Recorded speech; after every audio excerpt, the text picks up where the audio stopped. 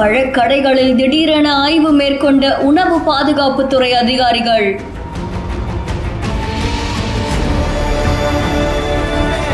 அமிர்தங்கள்ல எப்படி உங்களால கலக்க முடியுதுன்னு அதிரடி ஆக்ஷன் எடுத்திருக்காங்க.